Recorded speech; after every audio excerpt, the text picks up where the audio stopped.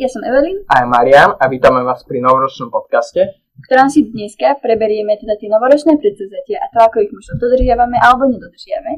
Máme tu s nami Moniku, ktorá je členkou školského parlamentu, frontmankou kapely Esta a Dofe vedúcou. Tiež je tu s nami strieborný dofák, člen školského parlamentu a vzdelávacieho výboru školy Michal Dušička. Vítajte. Čaute. Aby sme to nepredĺžovali, tak môžeme vám položiť hneď prvú otázku, že či ste si na tento rok nastavili nejaké ciele, ktoré by ste radi splnili, aj v rámci možno toho DOFE, alebo takto, že v tomto celoročnom období. Takže ja od nového roka mám taký cieľ, dal som sa do programu Exodus, kde vlastne za 90 dní plním isté výzvy, teda odriekam si niektoré veci a vlastne trvá to až do Veľkej noci. A potom samozrejme pokračujem v DOFE, ten striebornom, ktoré som v poslednom roku som si nastavil teda ciele, ale ešte ich musím trošku dobehnúť, pretože som sa im veľmi nevenoval. A ja som počula o tom Exodus, ale ja som akože všetci dávali, že tak vidíme sa Áno, to je také trošku, že vlastne máš tam v rámci toho si odriekať aj sociálne siete. Používať iba na komunikáciu, ale ja som si povedal, že teda Instagram úplne vystrihnem, takže Instagram vôbec nemám, iba Messenger alebo WhatsApp, takže tam som ich zase nemyslel. Ja som úprimne tiež nad týmto rozmýšľal, ale potom mi to prišlo nereálne práve s tou komunikáciou. Ale tiež mi to prišlo nereálne v tom, a tiež mi to prišlo nereálne v tom, že keď si ten Instagram nechám, tak ja len otvorím Instagram a nestihnem ísť ku tým správam a hneď si pozriem nejaké videá. Ale akože ja teraz, keď komunikujem cez ten Messenger alebo Facebook, tak tiež tam máš príbehy, takže to je tiež také, že pozrieť, nepozrieť, ale... Stalkové, neviem. Ale také, že aj tá mužská, ženská výzva, že by sa trošku líšia. A tá mužská, tak tam sú ešte aj tie studené sprchy, to robíš tiež? To robím tiež. A to je asi reálne jedno z najťažších vecí tam. To vždycky pred to studenou sprchou som taký, že... Radšej sa nesprchovať.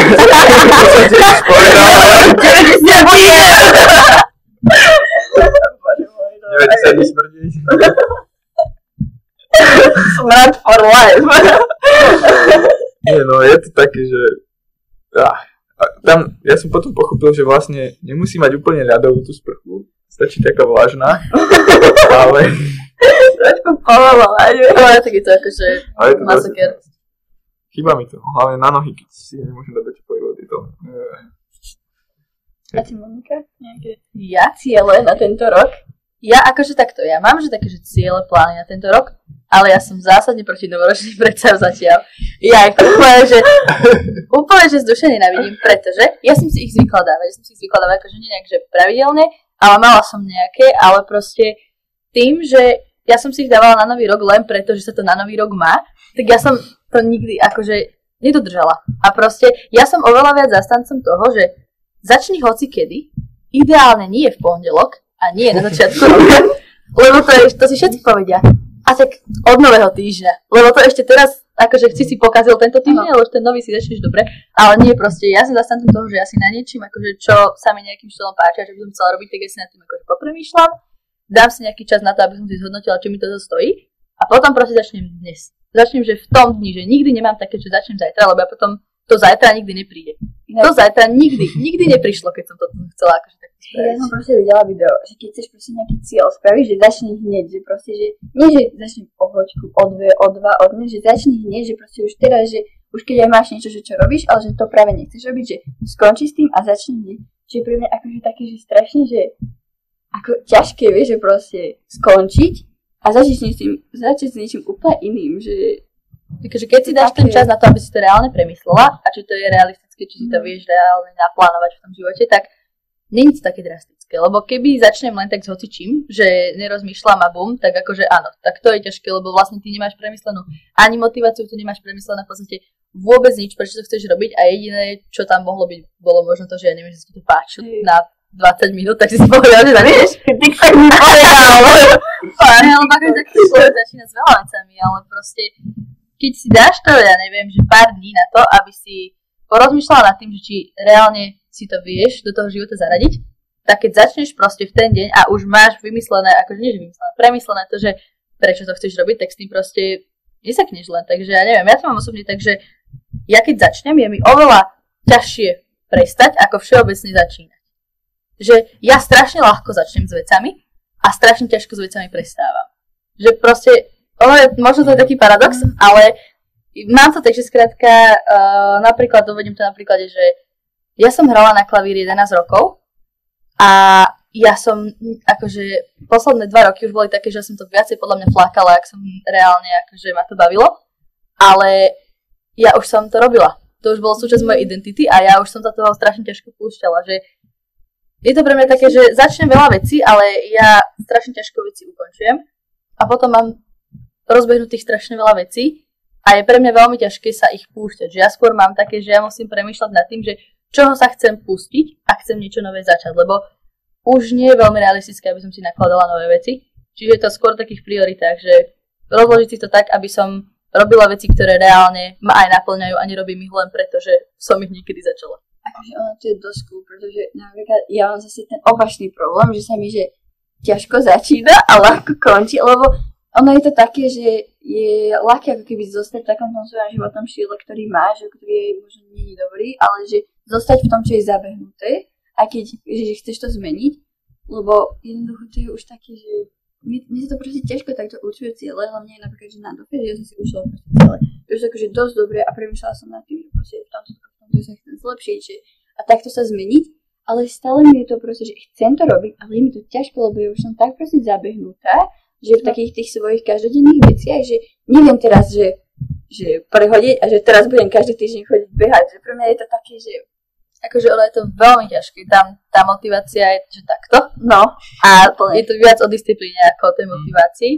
ale to je to, čo ma dofe naučilo, že ja, dokým som reálne začala robiť dofe, tak tiež som to mala skôr takto, že som nevedela veľmi vydržať pri tých veciach, ale tým, že už robím dofe 3. rok, tak ja tam vidím hrozne ten posun v tom, že ja som sa viacej možno naučila také disciplíne a tomu, že skrátka, keď niečo začnem a mám ten cieľ, tak proste idem, aj keď sa mi nechce.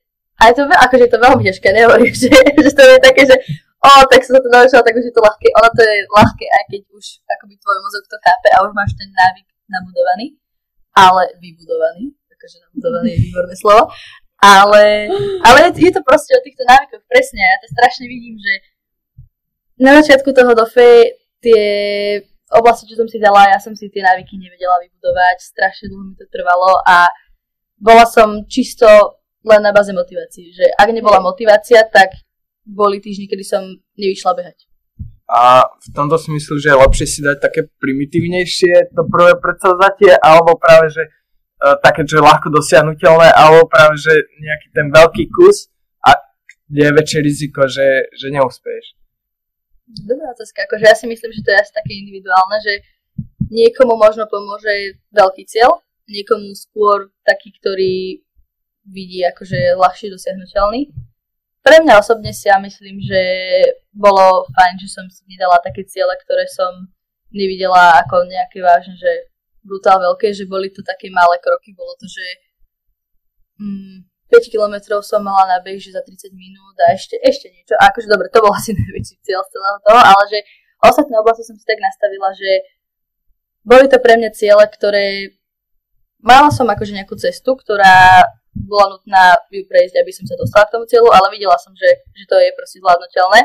A možno to ma tak motivovalo, že keď som tú motiváciu veľmi nemala takú dobre vybudovanú, tak som išla aspoň k tomu, že to nie je taký strašný cieľ, že nejdeš behať maratón, že však sa okľudne a ideš si raz vybehnúť. Že možno práve aj to, že urobiť si, to bude veľmi poetické, cestu tým cieľom, lebo je to vážne tak, že ja som cesta je cieľ ale lebo nie je to o tom, že ty vybehneš prvý beh a vtedy odbehneš tých 5 km za 30 minút. Je to proste o tom, že len vybehnúť, že spraviť jedna je viac ako nula. Proste to je môj obľúbený youtuber. Má takéto heslo a strašne sa mi to páči, lebo je to naozaj pravda, že ty nemusíš veci robiť na 100%, ale keď už ich urobíš aspoň nejako, keď už aspoň sa do toho pustíš a začneš, tak je to stále lepšie, ako keby si to nikdy nezačal. Míšo, ty práve tiež si to s nami. tiež by som sa na teba chceli spýtať, že ako to tebe práve takéto, že motivácia a toto pomáha pri splňaní tvojich cieľov. Teraz Možno, že kde hľadáš práve motiváciu v tom Exodusu? tak asi by som povedal, že tam je dôležitá aj táto stránka, že vlastne odriekanie si niektorých týchto takých svetských vecí a má to vlastne motivovať k tomu vzťahu s Bohom. A myslím si, že aj to je celkom dobrá motivácia, pretože pre mňa osobne je to veľmi dôležité a viem, že som veľa vecí aj v tomto hľadisku zanedbával, takže teraz sa to tak, som povedal, vyostruje a hlavne aj to, že teraz, keď si odriekáš sociálne siete všetko, tak máš strašne veľa času. Aj na školu, to... Ale to sa nevíš tomu vyšnúť. Presne tak, teraz to s kamošmi, čo sme tam v takom bratstve, tak tam sme to tiež riešili, že strašne veľa času na to, aby si dokázali spraviť nejaký plán toho, ako sa chcú učiť. Takže aj to teraz, nepoviem, že ma to motivuje, ale nič iné mi neostáva. Treba skončiť. A potom, čo sa týka DOFE, tak motivácia. Tak tam to bolo najskôr taký povrchný, ja som strašne chcel tú brošňu. A potom, keď už teda som si povedal, že dobre, tak bronz už mám na stribro, to už možno taká zotrvačnosť trošku. Chcel som ich hneď na zlato, ale nakoniec som išiel na stribro. Takže myslím si, že čo sa týka tej aktivity športovej, tak tam je tá motivácia taká. Tam som to ja takto prepiskol, ak si to pýtal na to, že či veľký alebo malý. Akú máš aktivitu? No, Bežkovanie. spraviť 500 klikov. Aha. Okay. Ale na sérii alebo že proste, že sa hecneš a ide, že 500 naraz. To som tam asi špecifikoval, neviem presne, jak som to tam špecifikoval, ale asi tak, že teda naraz. A to som si už potom uvedomil, že to je fakt post. Ale tak má nás to motivovať? Motivuje ma to, tak zatiaľ idem. Je to. Ja napríklad som mala minulý rok na strebe tiež kliky, ale 10. Ale prečo tam 500? Neviem, ja som si myslel, že teda nebude to až taký problém, mám na to pol roka. Takže, ale si uvedomujem, že to je trošku náročné. Takže ja budem to buď, teda si zmením ešte ten cieľ, ak sa to dá, vedúci. Dá sa to, akože dá sa to, ale je ideál, ak si nastavíš niečo. A dám si, ja budem rád možno za takých, akože určite, kebyže nám 100, tak budem rád, ale tak keby sa podarilo nejakých 150. Ale 500 asi. Takže držíme ti palce. Akože toto som nečakala, ja som myslela, že robíš sa rád, ale to som fakt nečakala. Ja som mal minulý rok tiež na benchniť 100 kg. To sa mi vtedy nepodarilo, bohužiaľ. Bol som to. O 10 kg som menej benchol, dal som 90. No, to je stále super. Ale je to akože pre mňa to bolo vtedy super, lebo neviem koľko som mal, asi 60, keď som začínal. A potom o tých 30 kg to bolo. A to si mal ako hlavnú, či ako vedľajšiu? Ako hlavnú som to mal minulý rok. Teraz mám vlastne všetky takisto. Akože to je dosť. 500, ja stále 500. Dávali ste sa aj minulý rok nejaké predsavzatia, alebo možno niekedy ste si dávali nejaké predsavzatia, ktoré ste spravili a poprípade aká bola z toho tá radosť? Ja som mala predsavzatie jedno jediné, ktoré som aj reálne, že sa naučila nejakým štýlom splniť. A to bolo to, že som si pred 2 rokmi dala predsavzatie, že neoverthinkovať. Že... To je dobré. Áno, a to nie je také vyslovene, že neviem, každý deň sa zobudím a spravím 500 klikov. Je to úplne iný cieľ, je to viacej také, že mentálne, ale ja si myslím, že mi to aj veľmi pomohlo a aj ma to naučilo tak sa akože trošku menej báť. Že veľa vecí som tak strašne potrebovala mať v hlave premyslených a naplánovaných, aby som úplne presne vedela, do čoho idem a teraz som viacej taká, že asi viacej spontánna, asi mi to pomohlo v tom. Ale ono je to aj o tom, že proste teda tak odosobníš a už nie si proste taký, že teda, že čoak. A to je proste na tomto najhoršie, že ideš niečo robiť a potom, že čoak proste. A najhoršie je, keď overthinkuješ, že akože v rámci ľudí, že čoak, on má niečo proti mne. Áno. A čoak. A proste toto je v tom na tom najhoršie a takže ja som si nastavila strašne na tento rok. Napríklad? Napríklad ja som si dávala proste také, že bude si strašne hryzať nechty. Že proste nebudem hryzť nechty. Ale to je len furt takto ruky. Lebo proste ja si prisahám 16 rokov, asi 16. A potom bude 17 rokov sa Ja proste hovorím, že tento rok je to ono. A chcem si proste na konci roka si chcem proste nalakovať nechty, pekné nechty. Alebo potom, že budem sa každý deň nejakým spôsobom venovať škole alebo proste takéto veci. A bojím sa, že sa to proste nesplním. A že či som mala niekedy aj vy takýto strach, že napríklad aj či sa rozprávame o dofe, alebo o tom exode, alebo potom aj o nejakých iných cieľoch, čo si má, že si sa normálne že báli, že to nesplníte a že bude tam potom takéto, že sa budete viniť za to? Také sklamanie. Hej. Tak toto určite, hlavne ohľadom toho exodu, ale nie jeden človek povedal, že keď teda nemôžem brať tie veci, čo sú v tom exode, alebo tie aktivity, že proste mám to prikázané, že musím to takto spraviť. Že musím si povedať, že teda odporúča sa toto nerobiť a potom, keď napríklad sa sklamem v jeden deň, tak nie potom ďalších 50 dní, že OK, jeden som sklamal, končím, ale vlastne ten jeden deň ti nemusí pokaziť tých ďalších 50. Čiže to je to, že vlastne aj tak je tam aj napísané, že vlastne ten pôst, tomu celý exodus, že vlastne si odriekaš tie veci, tak v podstate, že ak to spravíš na 100%, tak to nie je pre teba. Že to vlastne nebola dostatočná výzva, že si... Dostatočná výzva. Ale ono to takto aj dáva zmysel v podstate, že jednoducho tie ciele musia byť na to, aby sa ty proste sám prekonával a robiť niečo, čo proste tebe až není prirodzené, lebo všetci máme určite nejaký proste životný štýl a práve to sa snažíme prelomiť, ten životný štýl. Také deep. To sme nečakali, čo? Ale že proste to sa snažíš nejako prelomiť a dobre, že proste... Je to. Akože, keď som s tým začínal prvého, tak ani sám som neveril, že do toho ide. Tak chápeme Silvester. Ráno boli a tiež vlastne sa zriekam alkoholu vlastne 30 dní. Akože to nebude až taký veľký problém. Dobre, poďme na sklamania. A ja napríklad, čo sa týka tohto sklamania, alebo takého, že strachu z nedokončenia, takého... Čo? Dobre. No čo týka takého akože strachu sklamania zo sklamania, ja už neviem hovoriť, prepáčte.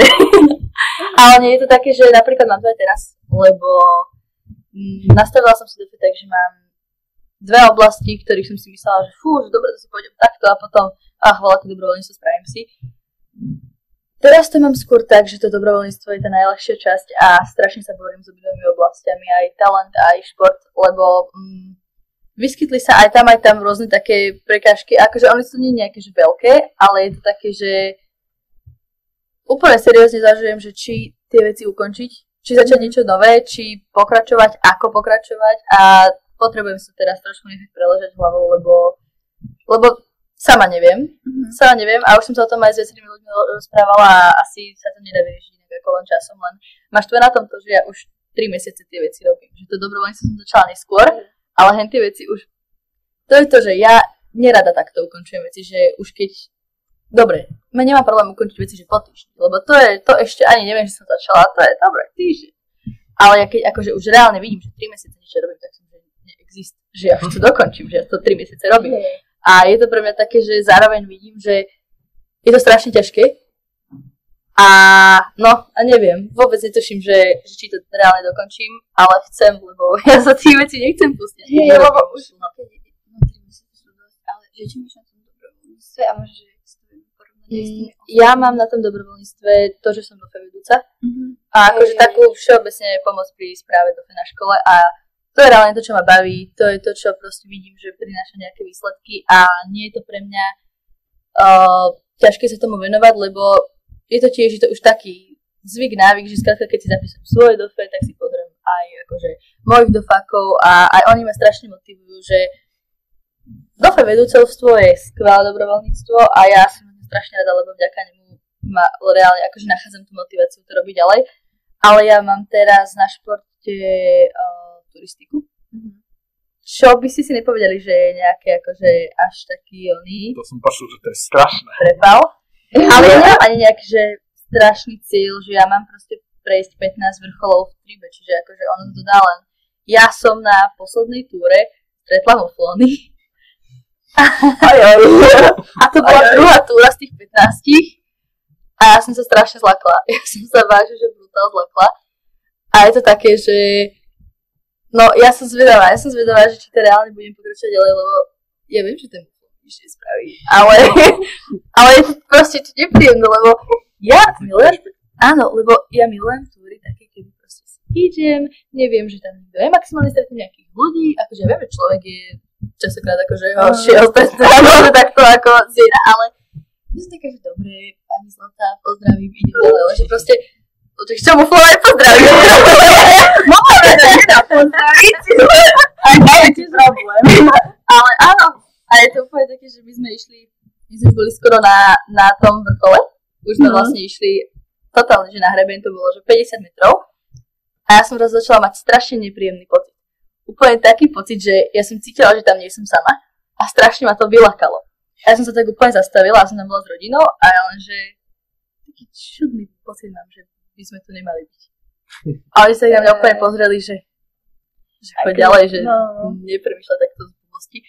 A tak sme išli ďalej, asi 10 metrov a ja sa pozriem pred seba a normálne na hrebení takto, len vidím také dva obrovské rohy a takého muflona, jak si takto kráča. A ja, že takto som zamrzla, otočila som sa na moju rodinu, že ideme dole, tam muflon. A proste išli sme dole, lebo samozrejme všetci pochopili môj veľký strach v tejto situácii, akože tatino bol taký, že čo ti spravím muflon, že poviem ďalej, ale že nie. Takže, no, a to bola druhá túra. A je to pre mňa také zvláštne, že v podstate na Zlate, keď už mám tie návyky najviac vybudované, tak je pre mňa akoby, je ten šport pre mňa najťažší. Lebo toto je proste niečo, čo neovplyvním. Že predtým som mala športy také, ktoré stáli a padali len na mne. A to bolo niečo veľmi také comforting, že som vedela, že len ja si môžem za to, ak to splním, ak to nesplním. Že toto je také, že ja neovplyvním, či stretnem muflona. Akože on to je asi taký ťažký, že keď máš niečo, čo proste ty sa to aj snažíš spraviť, lebo proste keď si to nastavila, tak mala si určite nejaký dôvod, že dobre, že toto je niečo, čo by som sa chcela zlepšiť, alebo že môj cieľ, ale teraz len, že niečo, čo reálne, že ty nemáš ako ovplyvniť, že rovnako ako aj, ja neviem, rovnako je to aj napríklad s tvojím zdravotným stavom, že robíš niečo a odrazu proste, že nejaká choroba sa naskytne alebo si zlomíš nohu a robíš niečo takéto. Že to sa nedá, že a to je na tomto najhoršie, že ty chceš, ale že proste tvoja psychika alebo proste to fyzické zdravie ti to nedovoluje a že tvoja hlava ide, že idem to spraviť a že ale tvoje telo, že no, ja som zvedavá. Ja vám prajem akože strašne veľa šťastia v týchto strachoch a všetkom a tak ďakujeme za váš čas, za to, že ste boli hostiami nášho prvého podcastu. Bola tu s nami Monika, bol tu s nami Mišo. Monika, ďakujeme za Ďakujeme. Ďakujeme. Ahojte.